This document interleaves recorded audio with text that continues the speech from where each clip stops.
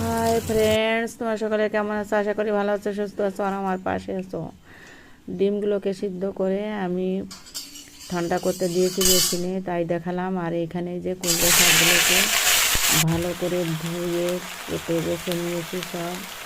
তারপর এই যে তেল কড়াইতে গরম করে দিয়ে লবণ আর হলুদ দিয়েছি। এখন এই যে যে জল বেরিয়েছে না, এইগুলো ভালো করে শুকাতে থাকবে, জাল হতে থাকবে। গ্যাস হাই ফ্লেমে দিয়ে আমি এখানে ভাত বসিয়েছি, তা তো জাল উঠে আছে।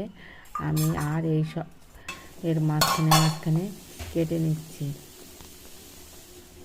এখন এই ডিমগুলোকে সেদ্ধ করে নিয়েছি, যে বেগুনগুলো কেটেছি ভালো করে ধুয়েছি সঙ্গে সঙ্গে, তারপরেও কালো হয়ে গেছে, তাই দেখালাম। এখন এই অর্ধেকটা ভাজা হয়ে গেছে, শাক অর্ধেকটা ভাজা হয়ে গেছে। অনেকগুলো রসুন আর এই কাঁচা লঙ্কা এখন দিয়ে দিলাম। এই অর্ধেকটা ভাজার সঙ্গে অর্ধেকটা জাল হয়ে গেছে, তারপরেই আমি কিন্তু এই রসুনগুলো দিয়েছি। এখন একসঙ্গে রসুন আর এই শাক, বাকি শাক ভাজাটা হয়ে যাবে, তখন আমি তুলে নেব। এখানে হতে থাকছে আর আমি ওই পাশে সমস্ত কাজগুলো করছি মাঝখানে মাঝখানে। সেই সিদ্ধ ডিমগুলোকে ধুয়ে কেটে আমি নিয়েছি। তারপরে যে দুই পাশে লবণ আর হলুদ ভালো করে মেখে নিয়েছি। এখন কড়াইতে তেল গরম করে দিয়েছি ভালো করে। তারপরে এই যে ডিমগুলো ছেড়ে দিয়েছি। আর এই যে রসুনগুলো আবার অন্য কড়াইতে, ছোটো একটা কড়াই আছে পাশের কড়াইতে, আমি তেল গরম করে রসুন দিয়েছি ওই পাশে। ওখানে আমি পাট শাক ভাজবো আর এই পাশে ডিম বেগুন রান্না করব।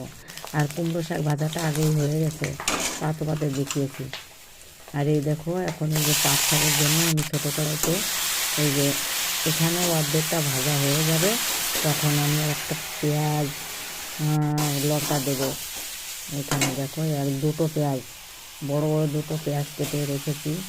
আর এই কিছু লঙ্কা কেটে রেখেছি, যে তাই অর্ধেকটা ভাজার সময় এই পাট শাকেও এইগুলো দিয়ে এই পাশে নাড়াচাড়া করছে। ওই পাশে আমি যে ডিম ভাজা তুলে রেখেছিলাম সেই কড়াইতে আমি আবার ওই জিরে তেজপাতা দিয়ে এই বেগুনগুলো দিয়ে দিয়েছি। এখন লবণ আর হলুদ দিলাম, যা পরিমাণ মতো একটু নাড়াচাড়া করে আবার কাঁচা লঙ্কা, ভাজার ডিম এইগুলো যে দিয়ে দিলাম। এখন জল দিয়ে দেবো আর আমার সবজিটা তুলে নেব, আর হয়ে যাবে। এই ভিডিওটা তুমি তোমাদের দাদাভাইকে খেতে দেখবে, দেখবে এই সবজিটা খেতেছে।